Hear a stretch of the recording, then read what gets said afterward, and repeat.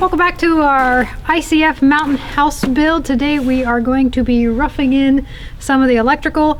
We're going to be doing some of that work ourselves, and some of it we're going to subcontract to an electrician. We just got back from the electrical store. We picked up a lot of the supplies ourselves, picking out some outlets and outlet boxes and all sorts of other things. We're going to go through that with you guys.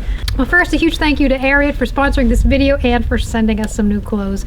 I have been wearing the exact same outfit for the last 5 years. I know I'm sick of being in it. I'm sure you guys are sick of seeing me in it, so look for me to be wearing some new outfits in the next couple videos that you see coming out.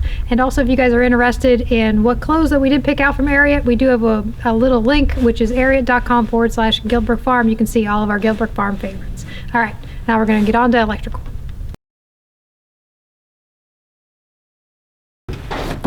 Okay, we just got back from the electrical supply house, as Jamie said. We got a few things. Didn't get wire yet because I'm not 100% sure how much I need. Didn't get the switches and the outlets yet. Had to order those. So we just got some of the rough stuff like the boxes and meter base. Some outlet, waterproof covers for the outside outlets. Dryer, electric range. We're going to wire everything for electric, but we're probably going to use it gas dryer, gas range. I just want to make sure we have all options.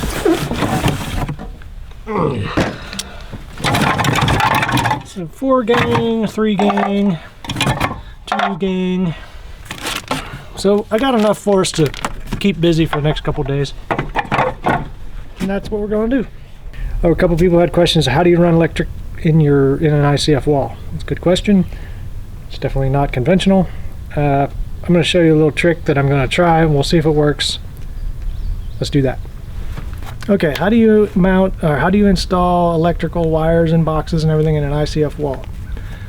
A couple ways of doing it. A lot of electricians use a hot knife, which is kind of like a curling iron with a wire that heats up, and you can just cut the foam, which works really quickly, but it also produces a lot of smoke that I don't want to breathe. You can use just a regular little saw, cut out the little foam, stick the box in, or you can use a chainsaw. And the chainsaw trick works good to cut your chases where you want to tuck your wire in. They make a attachment for a chainsaw that allows you to not cut too deep, but I kind of had some junk laying around, so I made a prototype, and we're going to see if it works. I haven't tested it yet. Here's our saw, just our electric chainsaw.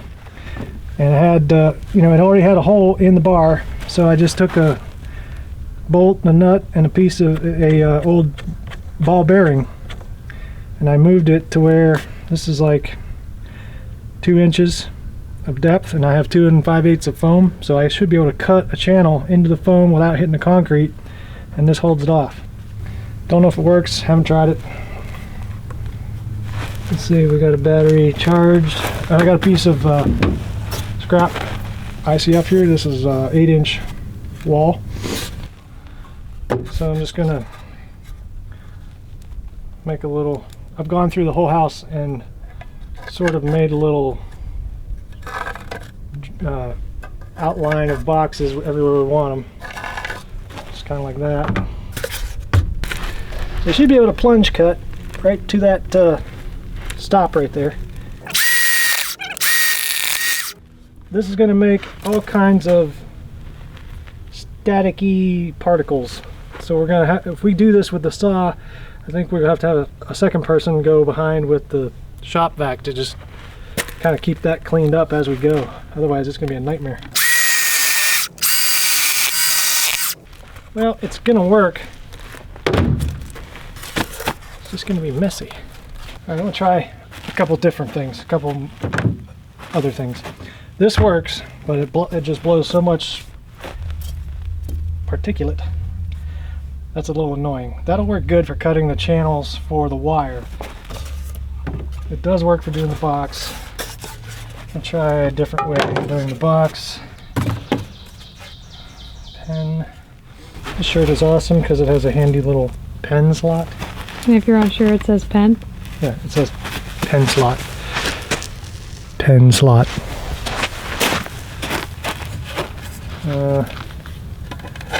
Alright, let's make our little outline here.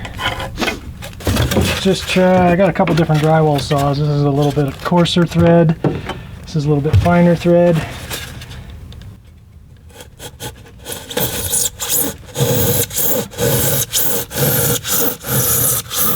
That's the fine thread.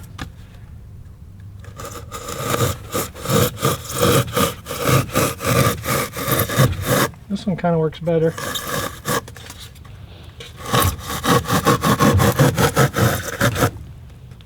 I like this because it's a little more, you have a little bit more control.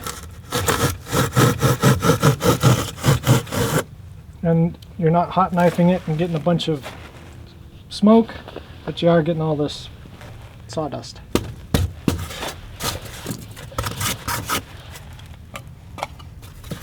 And you can get a bit more precision, so it fits a little bit nicer. What about channels? To do the channels, we're gonna, I think, do the chainsaw, because the chainsaw, the kerf of the blade gives you enough of a cutout that you can tuck the wire into it. I think if you try and do it this way, you'd have to make 2 cuts to cut the channel. So we'll cut the channels with the saw, cut the boxes with this little handsaw. I like that, that works good. Okay. Should not have worn black.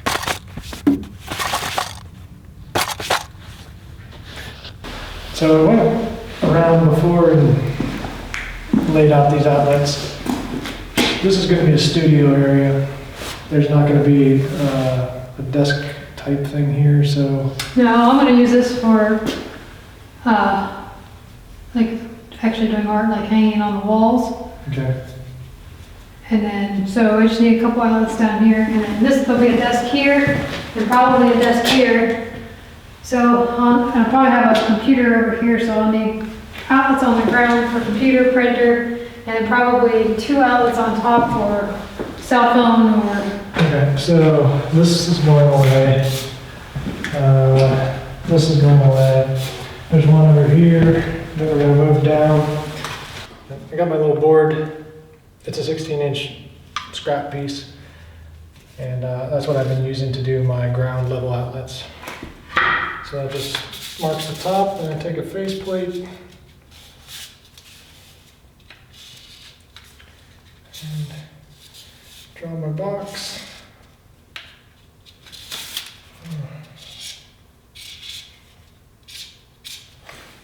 And then this one goes away. This goes away.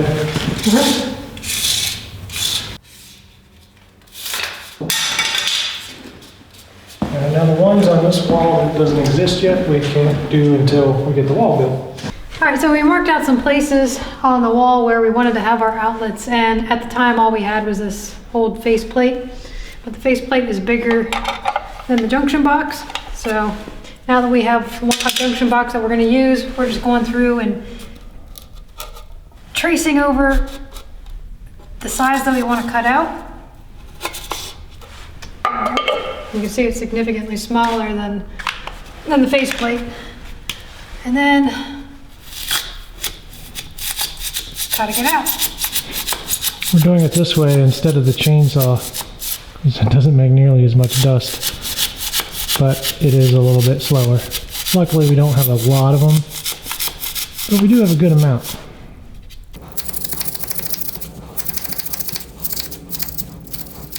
Slightly cattywampus. Well, that's your computer outlet, so nobody will ever see it. Let's practice on it. All right, that was practice. All right. Don't judge, it's my first attempt. It's not bad for a first attempt.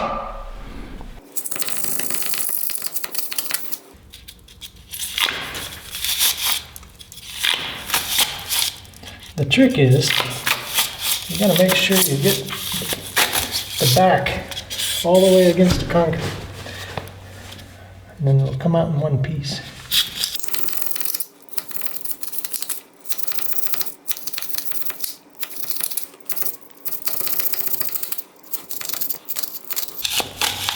There we go. Just take your little pry bar.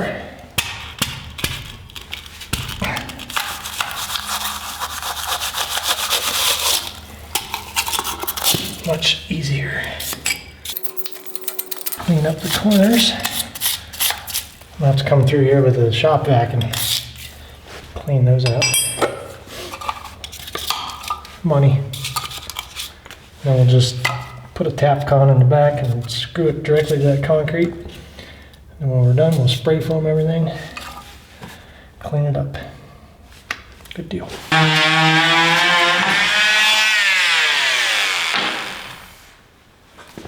Now, all these double, triple, and quad gang boxes have, they're nail-on boxes, and so they have these tabs, because these are made to go into a stud.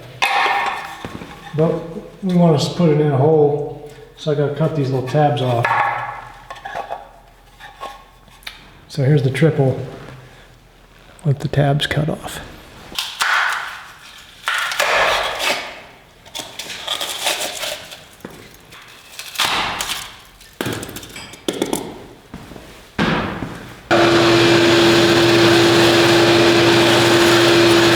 So here is a unique snafu with ICF construction and running electrical. When you don't get your forms perfectly together, see here's a gap that I spray foamed, you end up with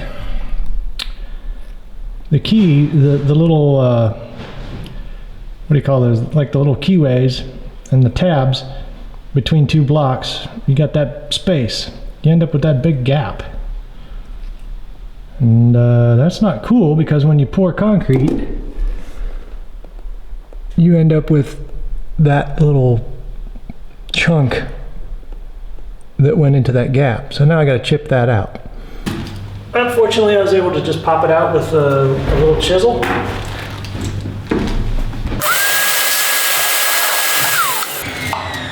And we're ready to go. Okay, after having done a couple of these, this is the best way that I found. Like I said, I didn't want to use a hot knife because it makes a lot of smoke. It does work well, but the smoke is nasty. And this doesn't make hardly any mess, and it gives you quite a bit of control.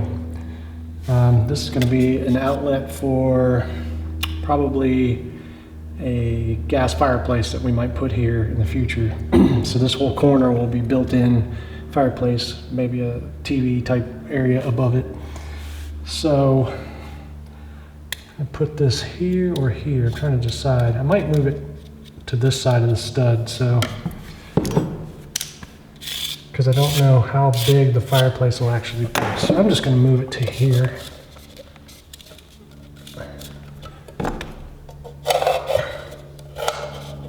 Just outline the box and cut it.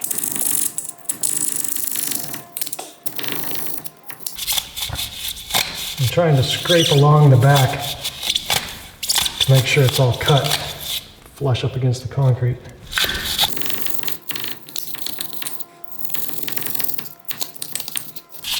Got some chunks in there.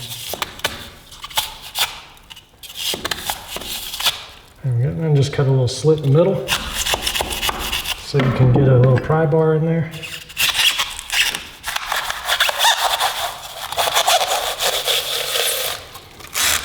Pull it out. Nice and clean. Then you just shop vac it out. Put your box in. Good to go.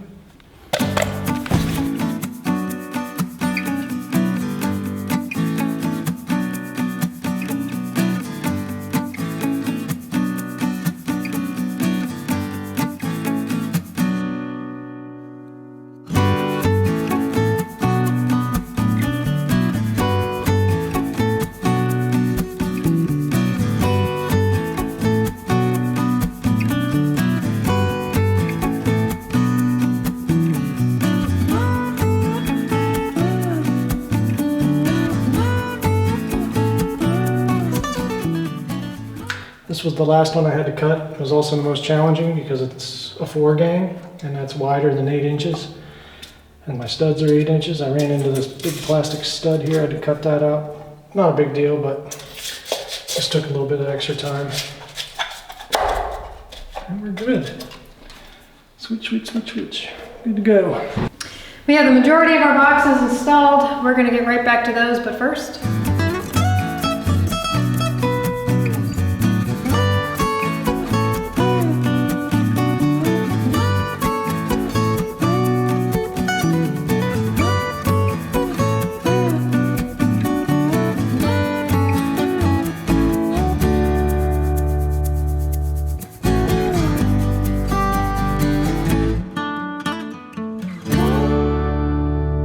All right, now we're gonna get back to installing these electrical boxes.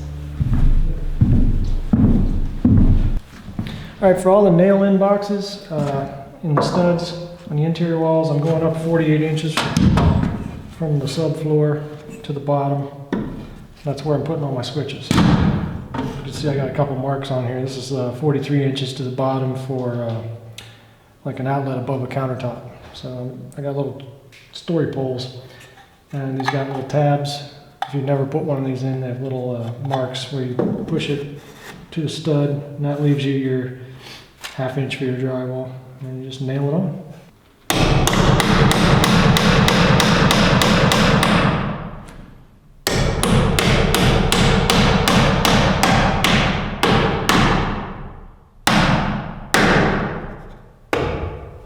Flick.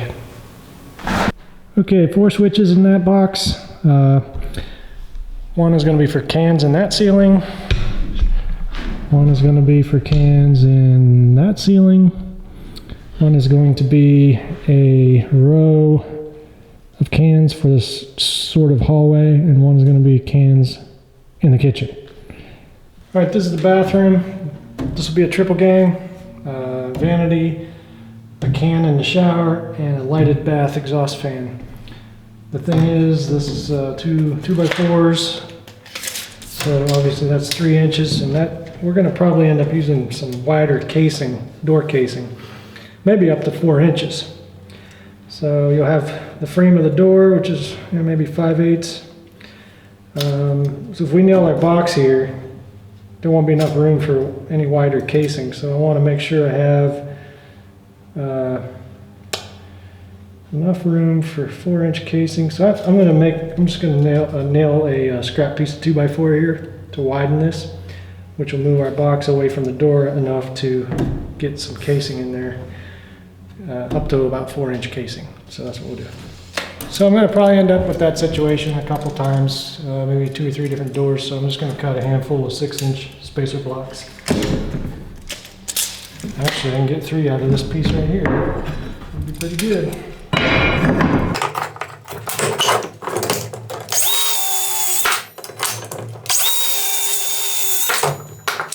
All right.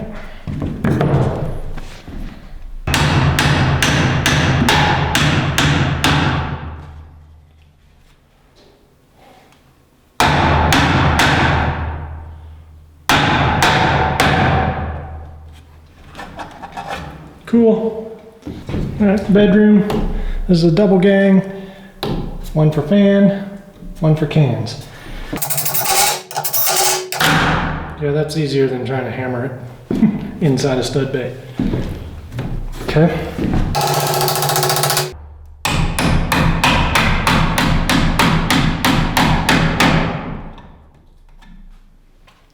Flick.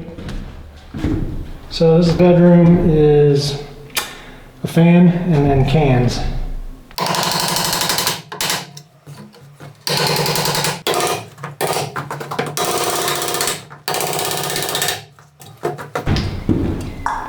Flick. This is the other bedroom.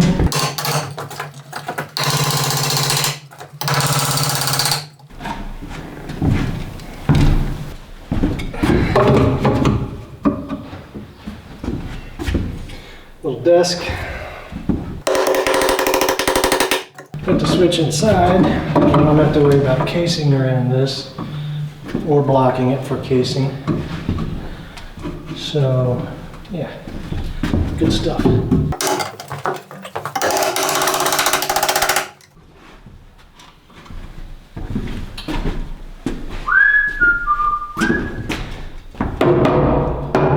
That blocking.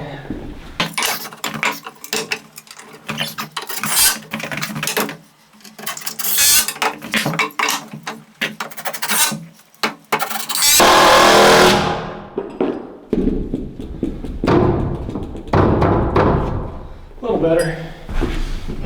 One more box.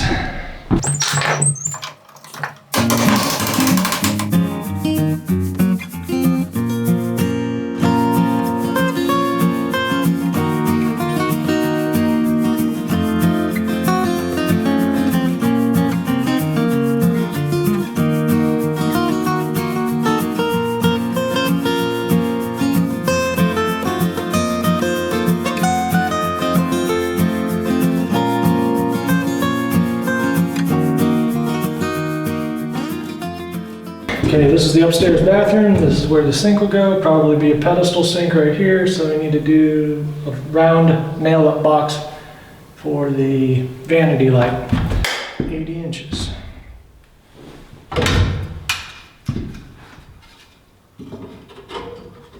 And I'm just gonna tack it in because if we need to move it, I'll be able to pull it out.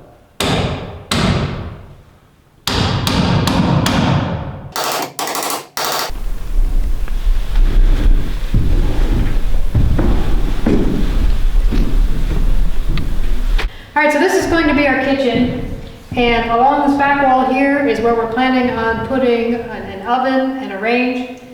This wall is going to be our kitchen sink. Right now we're planning on putting our refrigerator right here, and in the middle is going to be an eat-in island. But before we can install the electrical, we need to know where everything's going to go so that we can mark out those electrical boxes, mark out our lighting above the island. So that's what we're going to do right now.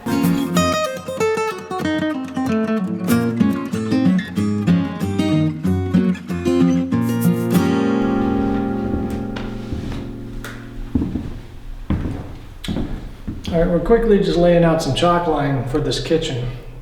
We could do it in the computer, which I have done, but it's easier to do it while you're in the physical space, and then you can make adjustments like we just did. Cabinets are 2 feet deep with your countertop. So we made a 4-foot walkway here that goes the whole way around. 2 feet of cabinet and countertop. This is 5 feet because we'll have a 4-foot deep island here. So this 5 feet gives you room to open cabinet doors and not whack them with your feet, your knees. So then we've got a 4-foot deep island where we'll have cabinets here, countertop, and that's, those cabinets are 2 feet deep. And the other 2 feet, you can make a little eat-in bar with your elevated countertop. Tuck your stools underneath. Put some pendant lights up here. Good to go. Pretty good kitchen, I think. How long is this island even? 10 feet by 4 feet. That's a pretty good size island.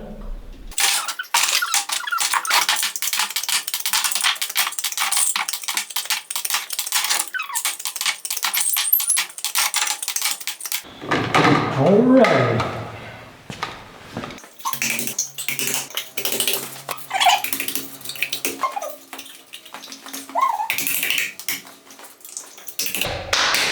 Okay, now once we cut the channels in here for the wire and run the wire to the panel, we'll pull this out, get everything fixtured up, put this box back in, and drive a tap car through the box and into the concrete, and that'll hold it, and we'll be good to go. All right, got a few left. We'll put those in the studio wall when we get that framed up over there. And probably one in the attic, one in this little closet that'll be under these stairs, and we'll be all good. That's gonna do it for this video. We got all the electrical boxes in. We got all the round nail-up boxes in the ceiling for the ceiling fans, and next time I'll start laying out the circuits, figuring out where the wire actually goes before we cut the chases. And yeah, that'll do it for this. Thanks again to Ariat for sponsoring today's episode, and we'll see you in the next video. Thanks for watching.